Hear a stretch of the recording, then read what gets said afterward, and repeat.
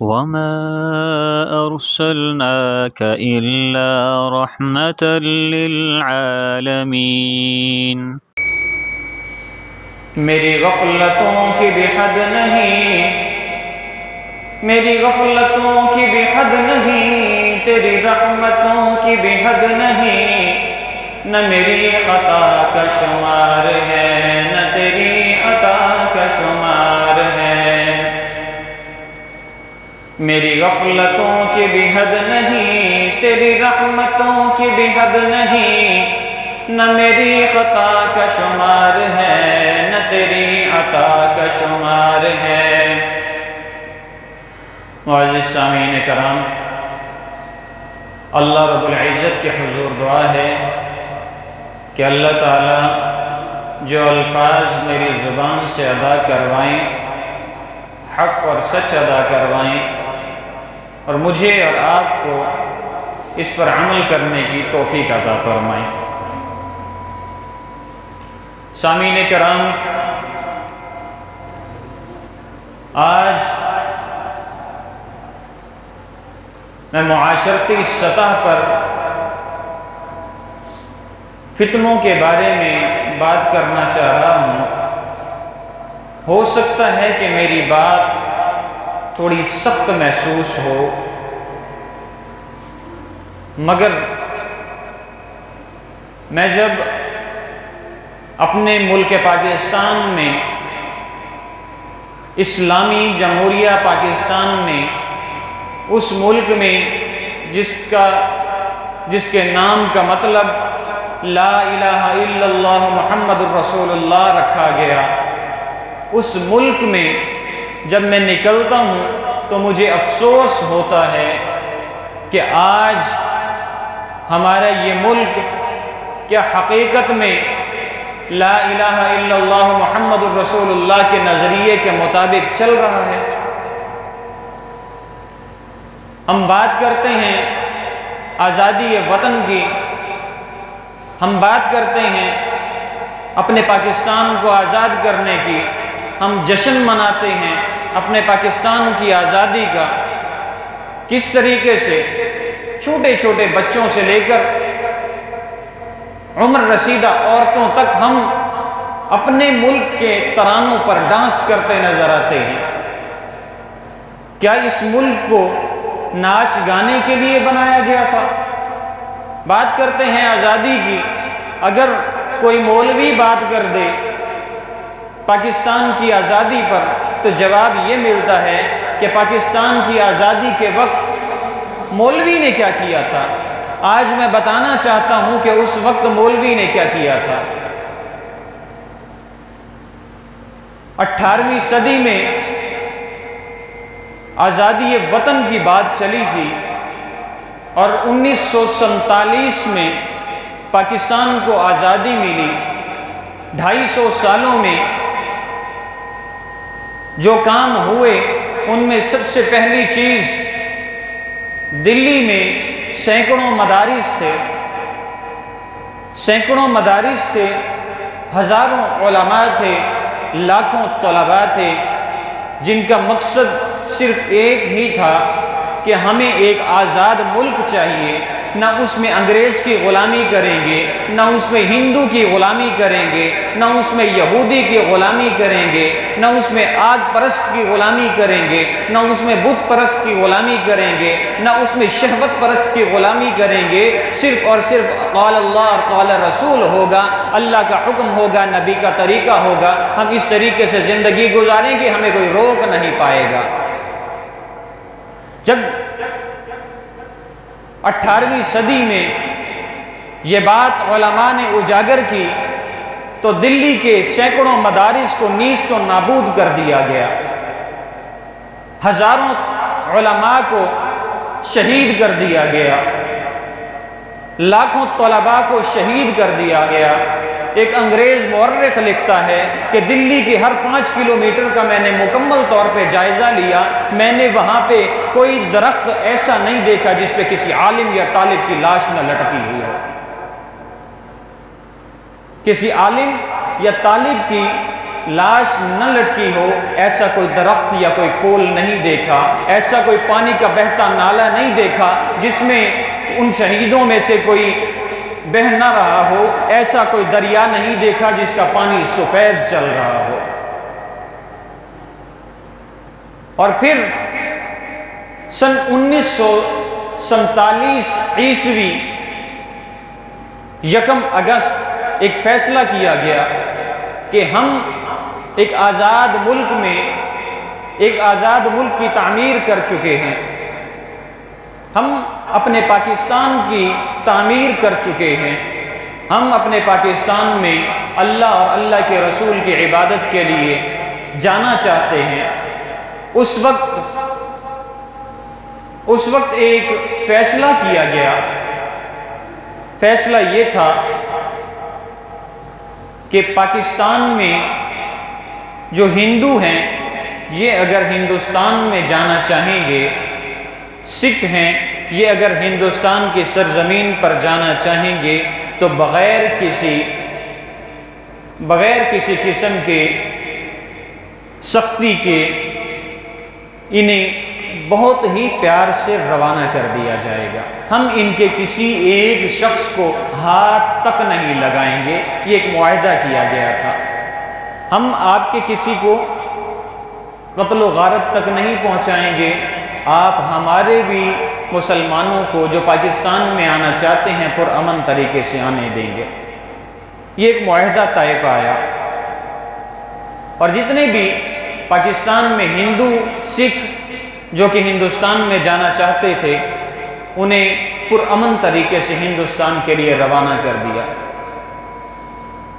اور پھر ہندوستان میں سے پاکستان کی طرف آنے والی سب سے پہلی ٹرین جو پاکستان آئی تھی اس میں انسان کم لاشیں زیادہ تھی۔ اس دن لاکھوں لوگ شہید ہوئے، ہندوستان سے لے کر لاہور تک، پاکستان میں لاہور کے اسٹیشنوں تک پوری کی پوری سڑک، پورے ریلوے ٹریک صرف اور صرف خون آلود تھے، وہاں پہ صرف خون نظر آتا تھا۔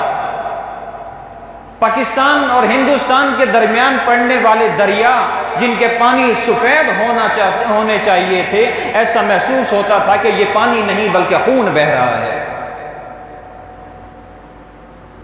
یقین نہیں ہے، ان لوگوں سے پوچھئے، ہو سکتا ہے کہ ہمارے درمیان ایسے لوگ موجود ہوں جو ہندوستان سے یہاں آئے اور اس وقت کی تباہ کاریاں دیکھ چکے اور آج تک موجود ہیں، ان سے جا کے پوچھئے کس طریقے سے ظلم ڈھایا تھا، ان سے جا کے پوچھئے کیسے ہماری مسلمان عورتوں کی عصمتوں کے ساتھ کھیلے تھے، پوچھئے کیسے بچوں کو نیزوں پر لٹکا کر مار ڈالا تھا، ہوا میں اچھالتے تھے اور نیزہ نیچے کرتے، نیزے پر کیچ کرتے، بچے کے 2 ٹکڑے ہو جایا کرتے تھے، پیر پر پیر رکھ کر بچے کو چیر ڈالا کرتے تھے، نوجوانوں کو سرے عام پھانسی دے دیا کرتے تھے، گلے کاٹ دیا کرتے تھے اور دریاؤں میں بہا دیا کرتے تھے، جاؤ ہم نے تمہیں آزاد کیا۔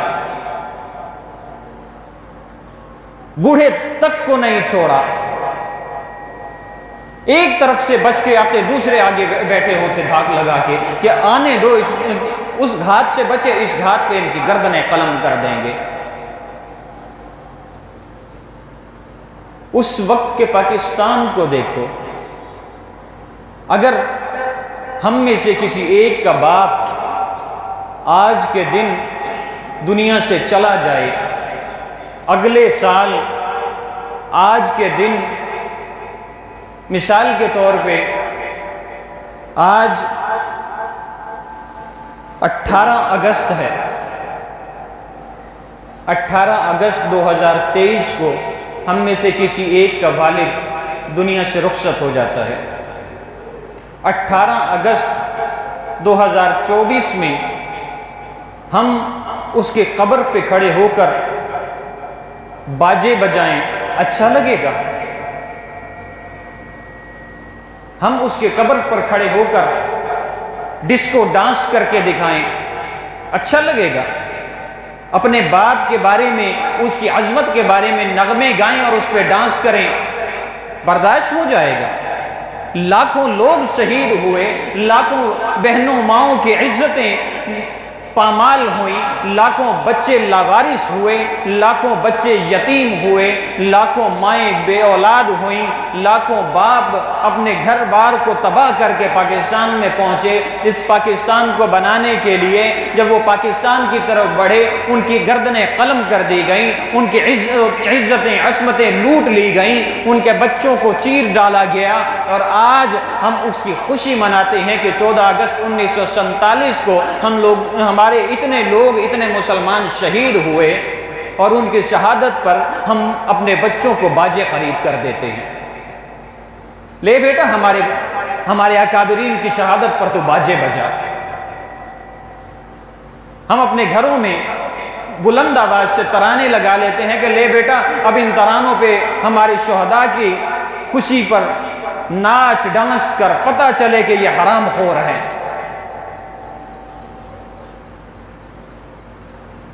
یہاں پہ ایسا طبقہ بھی موجود ہے جو ہندوستان سے پاکستان میں آئے،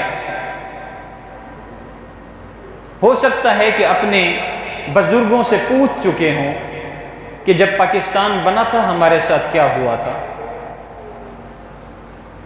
جب پاکستان بنا تھا ہمارے معاملات کیسے تھے۔ انہیں پتہ ہوگا کہ ہندوستان کے کسی بھی کونے سے لے کر پاکستان میں آنے تک راستے میں کہیں انہیں زمین کا کوئی ذرہ صاف ستھرا ملا ہو تو، وہ جس راستے سے گزر کر آئے، خون کے اوپر سے گزر کر آئے، لاشیں پھلانگتے ہوئے آئے، اپنے پیاروں کی لاشوں کو وہیں ڈال دیا، جنازے تک نہیں پڑھنے دیے گئے، اور آج ہم انہی کی لاشوں پر کھڑے ہو کر خوشیاں مناتے ہیں، ڈانس کرتے ہیں۔ 14 اگست والے دن جب میں گھر سے یہاں پر آیا اور یہاں سے واپس شام کو گھر گیا، مجھے راستے میں کئی اس قسم کے لوگ ملے جو حقیقتاً بے غیرتی کے منہ بولتے ثبوت ہیں۔ کیوں؟ بڑے سے لے کر چھوٹے بچے تک ہمارے پرچم کو نیلام پامال کیا ہوا ہے۔ کس طریقے سے؟ کیا کوئی غیرت مند قوم اپنے پرچم کو لباس بھی بناتی؟ آپ کے پرچم کا مطلب کیا ہے؟ یہ جو ہرا رنگ ہے اس کا مطلب کیا ہے؟ مسلمان ہونے کی نشانی ہے۔ وہی ہرا رنگ اپنے جسم پر پہنتے ہوئے شرم نہیں آتی؟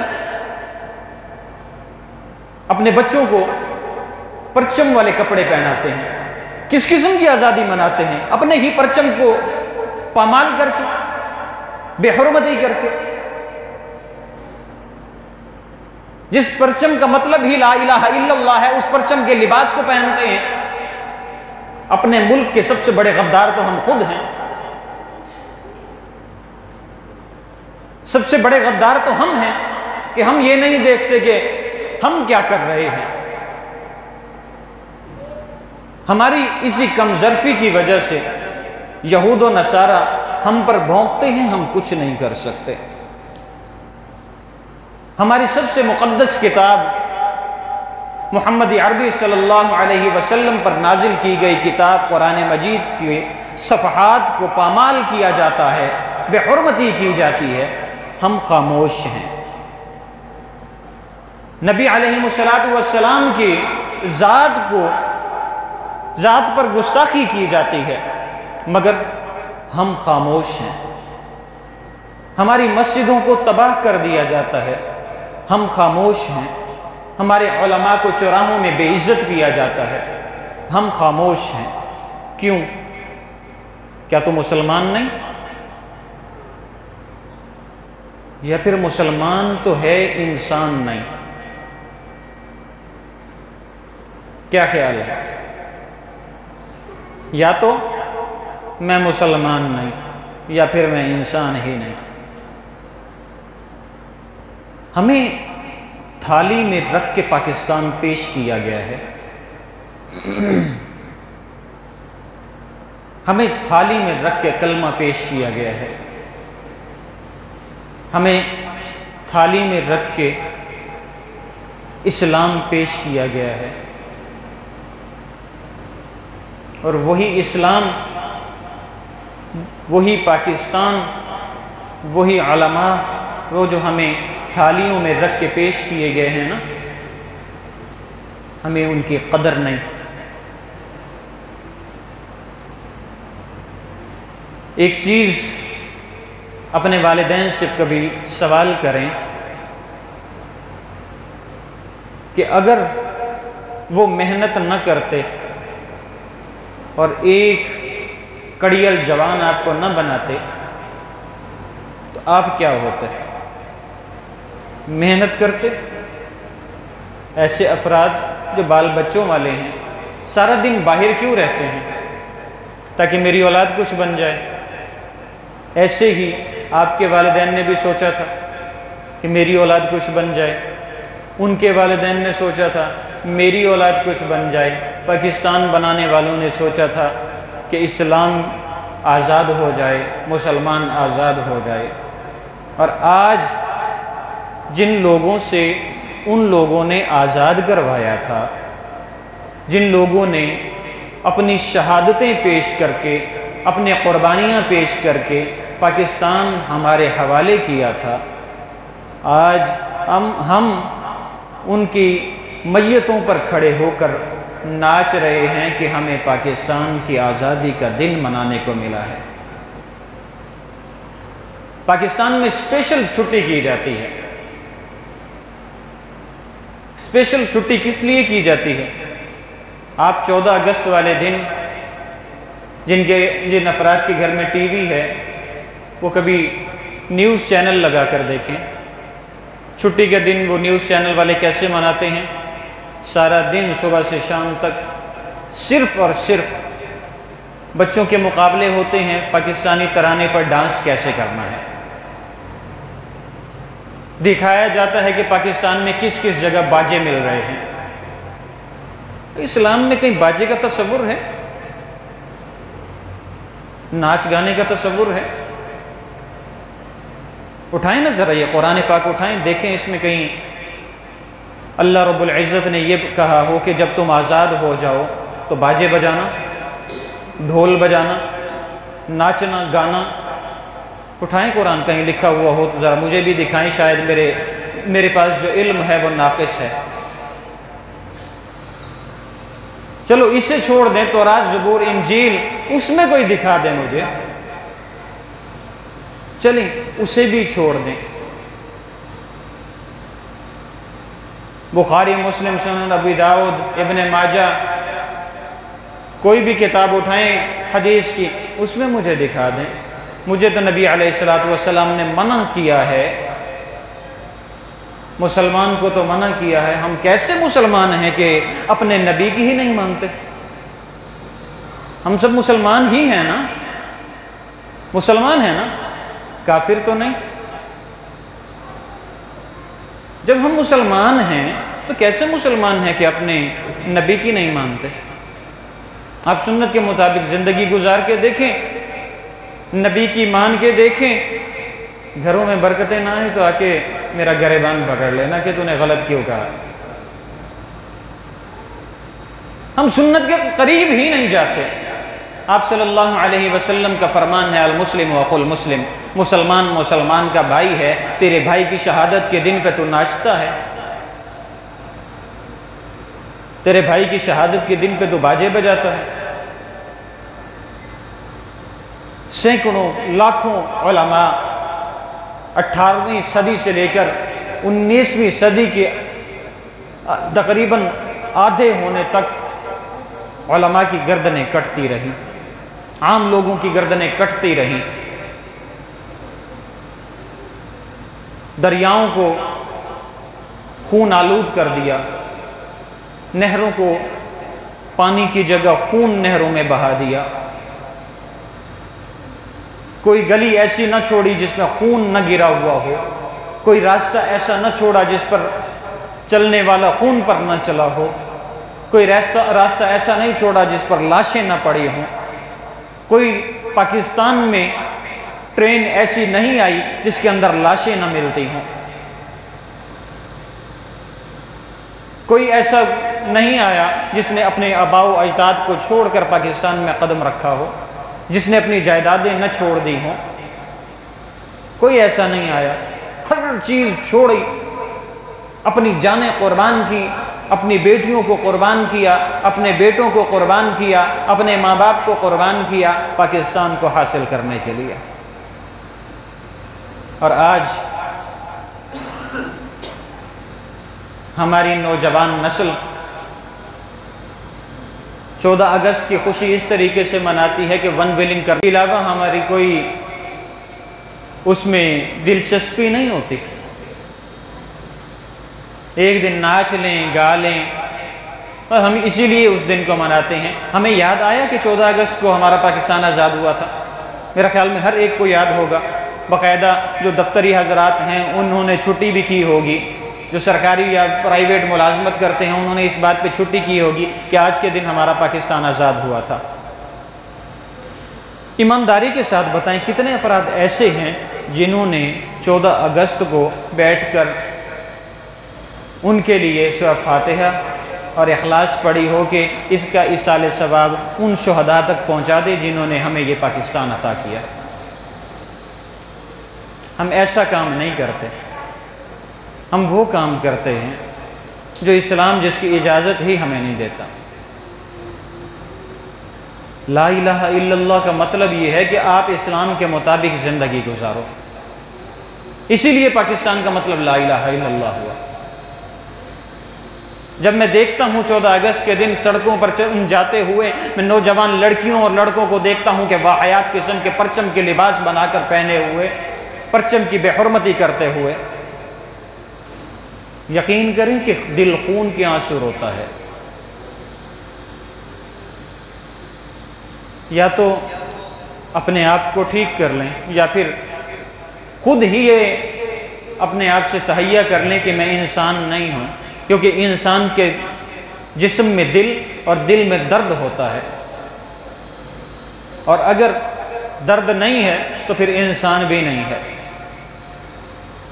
کوشش کریں کہ جب بھی پاکستان کو آزاد کروانے والے شہداء کی یاد آئے تو اللہ کی رضا کے لیے صرف اور صرف یہ کیا کریں کہ ان کے ایصال ثواب کے لیے کچھ پڑھ کر ایصال ثواب کر دیا کریں۔ یقین کریں اس سے گناہ نہیں ہوگا بلکہ ثواب ہوگا کہ اپنے ملک و ملت کے لیے جنہیں یہ لوگ جانتے نہیں ان کے لیے یہ ایصال ثواب کر رہے ہیں۔